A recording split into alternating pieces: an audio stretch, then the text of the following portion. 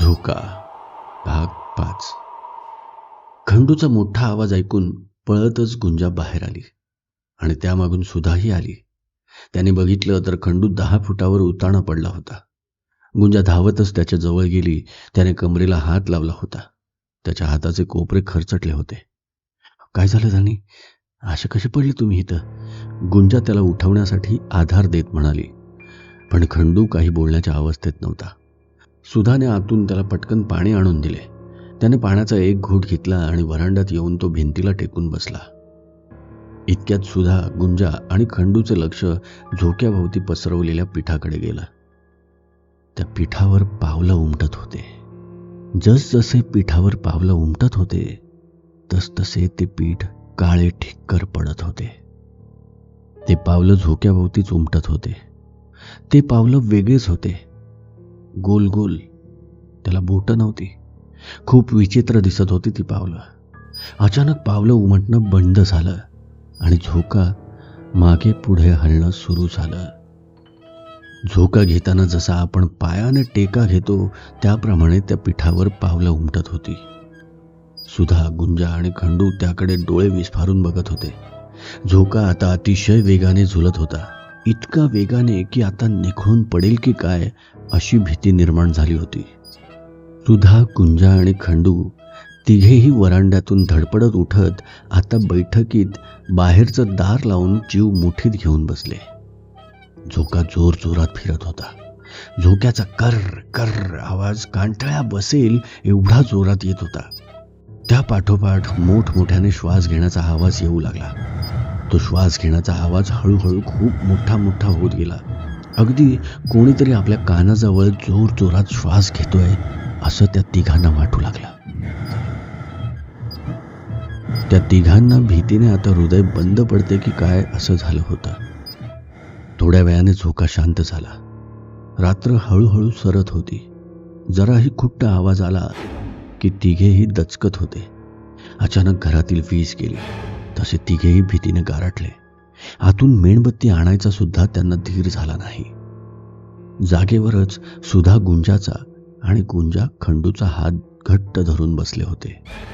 तेवढ्यात सुधाच्या खांद्यावर काहीतरी थंडगार पडल्यासारखं झालं. ती खांदा झटकत ताडकन उठली आणि तेवढ्यात वीज आली. तिने बघितलं की दूर एक हिरवा सरडा जिभल्या काढत पडला होता. ई किती घाण, सुधा म्हणाली. पण अंदर जो आलाच कसा? हा, ते खिडकी उघडीच आहे, तिथूनच आला जीव, असं म्हणून गुंजाने त्याची शेपटी पकडली आणि खिडकी बाहेर फेकून दिला. आणि ती खिडकीचं दार लावून वळली तर तिचा पदर कोणीतरी धरल्यासारखा तिला वाटला. धनी, असं ती जोरात ओरडली. खंडू धावतच तिच्याजवळ आला. त्याने बघितलं खिडकीत तिचा पदर अडकला होता. त्याने तो सोडवला. भीतीने त्या तिघांच्याही मेंदूवर खूप ताण आला होता.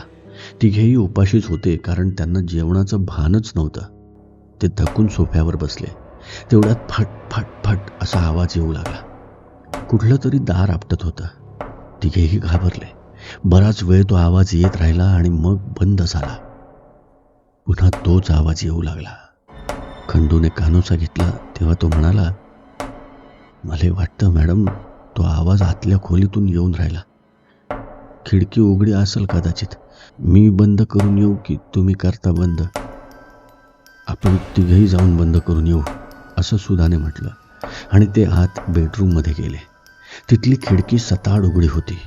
खंडूने पुढे होऊन ती बंद केली आणि परत ते तिघे बैठकीत आले आणि सोफ्यावर येऊन बसले. मध्यरात्र उलटून गेली होती. झोक्याचा आवाज पुन्हा येणं सुरू झालं आणि तिघेही ग्लानी येऊन बेशुद्ध पडून गेले. सकाळी चाहुल बंगल्याचं फाटक वाजलं. सुरेंद्र दवाखान्यातून घरी आला होता. घर शांत होतं.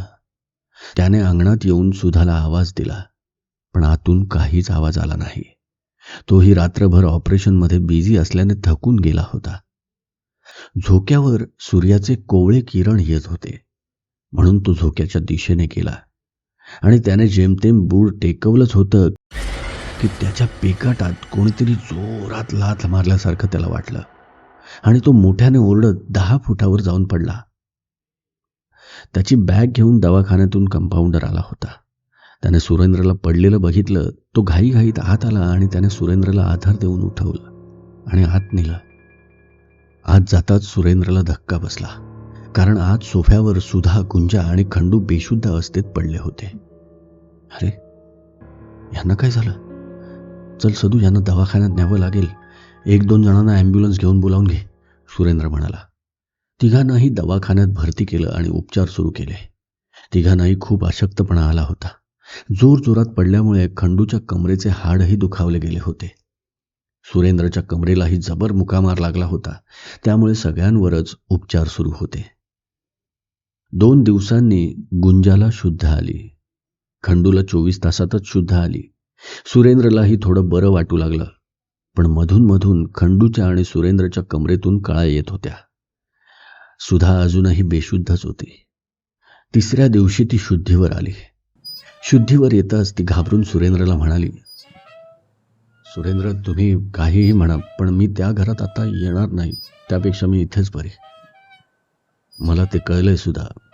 जेव्हा माझ्या पेकाटात बसली तेव्हाच मला कळलं की तिथे राहण्यात काही अर्थ नाही.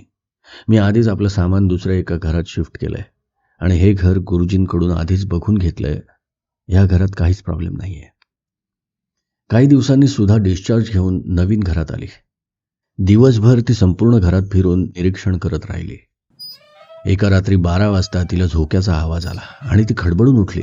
तिला दरदरून घाम फुटला होता. सुरेंद्र लगेच उठला आणि त्याने तिला पाणी दिलं. सुरेंद्र, मला पुढे तिला बोलावलं नाही. सुरेंद्रने तिच्या खांद्यावर हात ठेवून तिला धीर दिला. थोडा वेळ जाऊ द्यावा लागेल सुधा. हळूहळू तू सेटल होशील. रिलॅक्स, मी आहे तुझ्याबरोबर. काही दिवस सुधाला असेच भास होत राहिले. मग हळूहळू ती सेटल झाली. गुंजा आणि खंडूने गावातल्या एकूण एकाला त्या चाहुल बंगल्याकडे फिरकू नका असं बजावून सांगितलं. आजही चाहुल बंगल्यात रात्री 12 ते 3 झोका आपोआप हलतो. बंगल्याच्या संपूर्ण अंगणात पुरुषभर उंचीचे गवत वाढलेले आहे.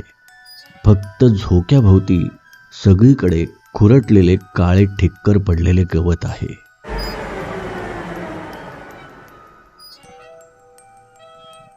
समाप्त. या कथेच्या लेखिका आहेत कल्याणी देशपांडे. झोका. या 5 भागांची ही लघुकथा आपल्याला कशी वाटली आम्हाला कमेंट्समध्ये जरूर कळवा. लाईक करा, शेअर करा आणि माझं चॅनल सबस्क्राईब करायला विसरू नका. धन्यवाद.